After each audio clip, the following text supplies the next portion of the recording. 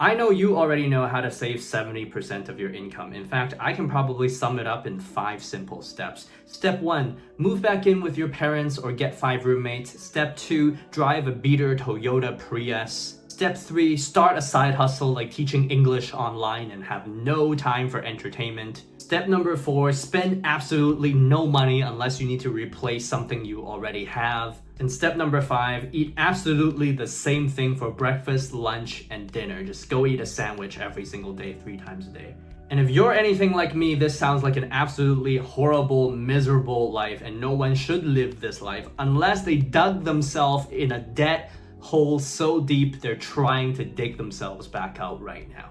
And even if that is you today, I want to tell you how I save 70% of my income while I enjoy life. Number 1, I teach overseas, and by teaching overseas, my employer pays for my housing, pays for most of my food meals, and the only meal I have for dinner I can eat for about $4. And so if that's a lesson in itself, it's that you should go and live somewhere with a low cost of living to income ratio. What this means is your standard of living doesn't actually depend on how much money you make.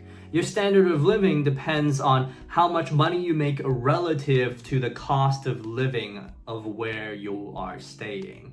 And so it does not matter if you make $150,000, but you're living in New York or Hong Kong, versus making $80,000, but you're living in Thailand. You would have a comparably much better life in Thailand. Not even gonna lie. Number 2, when I was back in Canada, I used to go out with friends 2 to 3 times a week. We would have dinner, we would go fine dining, we would go to these parks and drive around and have fun. When I came to work in China, I literally went into my introvert phase. I did not go out. I was here to save money. I was here to figure out online business. 8 years later, I'm still figuring it out.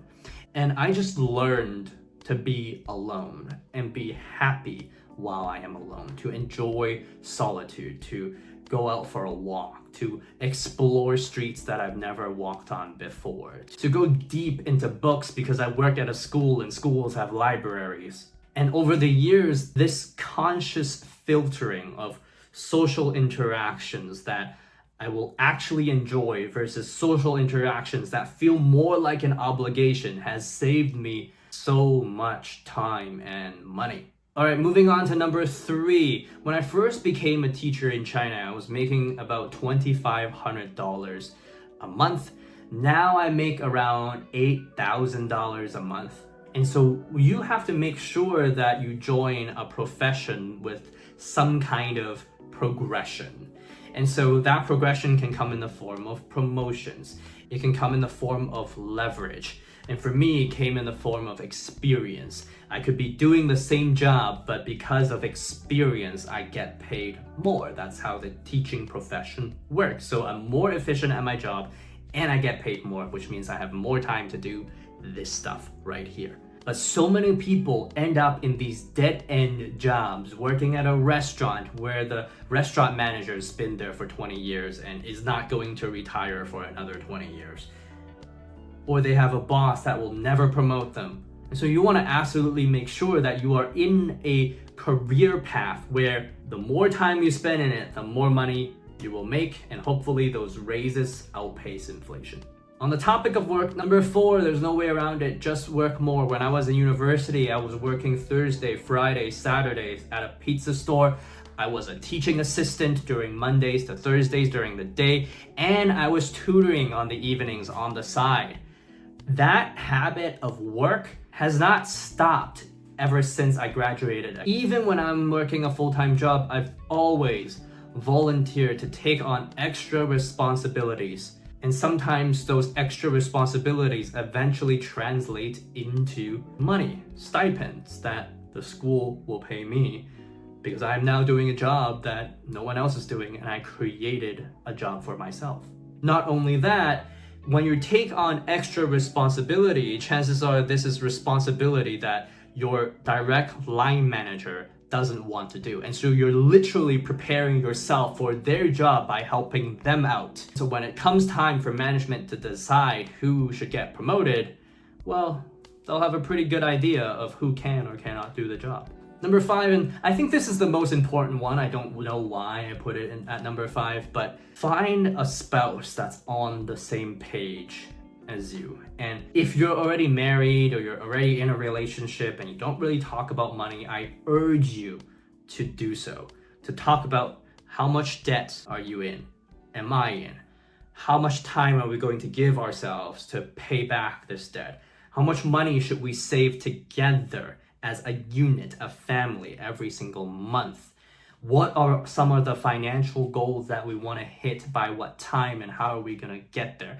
Having those conversations just brings you and your partner onto a common ground, and a shared vision where both partners are accountable to each other is a much more executable vision than trying to go at it by yourself while your partner is taking out loan after loan to fund their extravagance. Hopefully you don't have a partner like that. Number 6 on the topic of discussing your vision with your partner is to have a worthwhile goal. So for example, my worthwhile goal, something that I really want for my family, is I want us to own our own home, and I want location freedom, and I want to spend more time with family.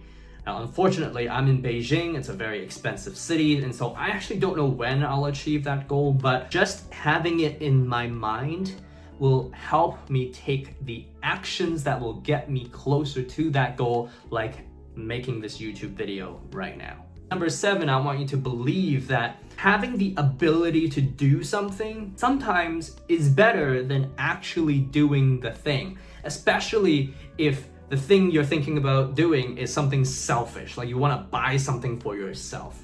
It's different if you want to buy something for someone else, because research has shown that being generous will actually make you happier than being selfish and materialistic with yourself. If you're able to believe that, then here's what your life will look like. You're going to look at the latest Air Jordans and you're going to be like, I can buy that. I'm already good enough. But you know what? I'll wait a bit. And you wait a bit, and the next thing you know, you'll look at a Tesla and you'll be like, yeah, I can buy that. You know what? I'll wait a bit. And the next thing you know, you're gonna be like, this apartment, I can buy that, and I think I will. And then you buy the apartment, you rent it out because it's your rental property, and then you're looking at the rent and you're like, I can buy a bunch of Air Jordans with this. And you're also like, I can afford the car payment on a Tesla with the rent. And that's that. And so what I've given you in this video are principles that will help you save more and more money. And these are principles that I've adopted. And obviously, I know if you're not making that much money, it's super difficult to save any. And so your number 1 priority is to increase your own wage, to get educated, to start a side hustle. And then after you have some money coming in, resist the temptation to spend more. Now, if you have 2 minutes, go watch the world's shortest personal finance course. I put this together for you.